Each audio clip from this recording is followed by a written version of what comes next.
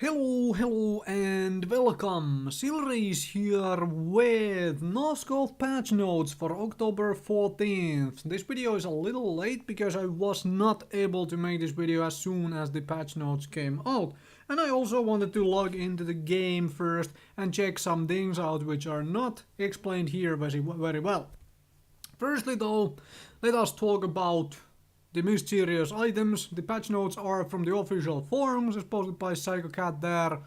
Mysterious items have been added to the game. So essentially it is an ability or a weapon or whatnot which you can get at the end of a match. This means that you have to stick around to the end of the round. So leaving in middle is probably, well, a little bit worse of an idea. And there is explained the leveling system of them. So it has couple, well, rechargeable properties, one negative, one positive, two of those, and then some sort of a visual, effect.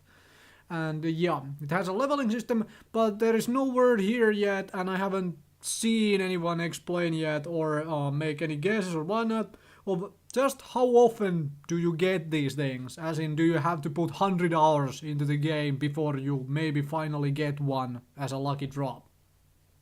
Waiting to hear some news on that, and gonna see about, figuring it out a little myself as well. So there is a new ability for Alchemist with this immolation, which is a, self-damage to cause an area effect, point blank area effect, as in it happens surrounded on the Alchemist. Damage is only one vampires obviously, and yourself. I'm always a little skeptical of dealing damage to myself to deal damage to others. The damage is kind of big, well, at least it does something, and the area is kind of nice and nifty so as well. But the main thing is that this goes into the slot which is the primary ability. That's where sunlight and light bomb are. So you can have this in addition to running flamethrower or firewall or one of these things, or actually can run this in addition to running the healing vial, healing mist. So you can use the healing mist to at least offset the damage you take a little bit, which is kind of nice. Gives more area effect abilities to the Alchemist, who is already having a whole lot of them. There's some balance changes with, well, whip nerfs, more of them. Previously damage was lowered down to 200, which is now, cooldown is now 12 seconds. That is the same cooldown as a Bola has. So personally I'm probably gonna get rid of using whip, because I might just as well start using Bola now. Obviously whip does damage, Bola does not, but Bola obviously takes someone out of the fight for its duration. And now it has a little bit of an animation length increase, which is something I have to play around a little bit to see if it actually matters and makes a difference, really. Sticky grenade nerf, as in it now does 100 less damage than the actual grenade, because grenade does 500 instead of just doing 50 less. That, to me, especially with the throw animation speed reductions, probably makes grenade just straight up better than the sticky. Just get better with the grenade and use that instead of the sticky. At least this is my gut feeling, and I have to play around with both of them now to, get a feeling if that's going to be the case. Poison Cloud, well, duration reduction, it does 111 to 222 damage per second in the poison. So 7-second duration on that was enough to, well, have a pretty high chance of killing a Reaver who's standing the whole duration in it. Right now, with 5-second duration, you have to get pretty lucky to manage to land a full 1000 damage, And still, now you can definitely never kill a Tyrant from full health with this damn thing. So yeah, there is that. A little bit of a nerf for the AoE effects. And this is nice, the little balance change here with the hex shot. It was kind of funny, the hex shot some vampire and then see them, you know, still being able to eat someone for health increase. Savage pounce and pounce changes. I personally really like these changes, because I always felt that Savage Pounce did a little too much damage on the impact of it. I mean, come on, maximum damage is 650. If you manage to land that, you only leave 350 health to the human, which is very little. So they have moved more of the impact damage to the damage over time effect, which is you smacking the human while it's on the ground. And I really like this change personally.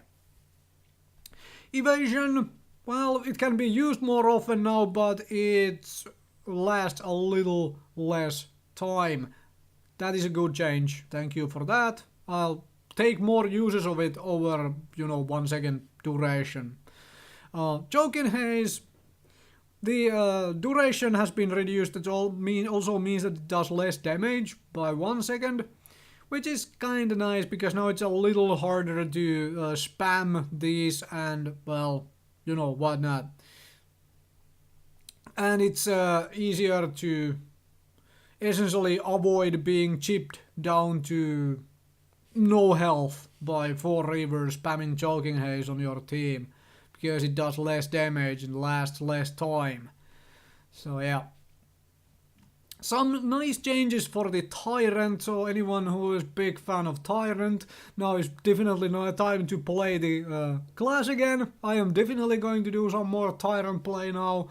Base movement speed increase, yes please. Now you can maybe finally catch humans by simply sprinting and maybe keep up with the Reavers and others on your team.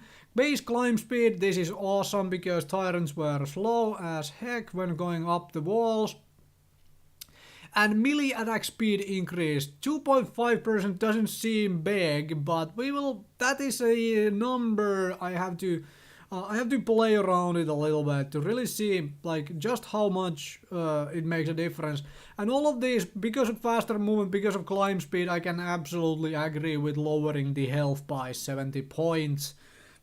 Because it all means that you can get away easier, you can get into the fights faster, and you do a little bit more damage, so obviously reducing the durability a little makes sense. I absolutely agree with that bad.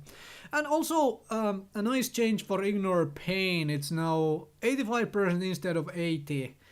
This is actually a curious now, does this mean that Enrage is pretty much even worse, because suddenly when you go Ignore Pain, you are taking 15% of the damage, not 20.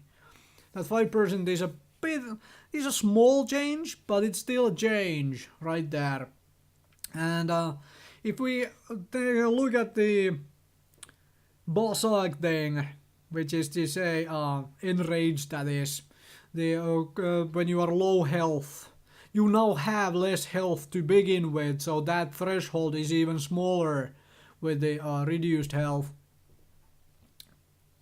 So, well, maybe Ignore Pain is now so much better. Needs to be fiddled around with.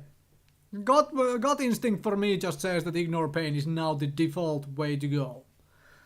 Okay, couple changes for the kidnap and abduct. So it's a little bit harder now to grab someone, because you have a quarter of a second, you know, less time to do that, but you still carry the same time. And this tooltip window change is kind of nice and nifty.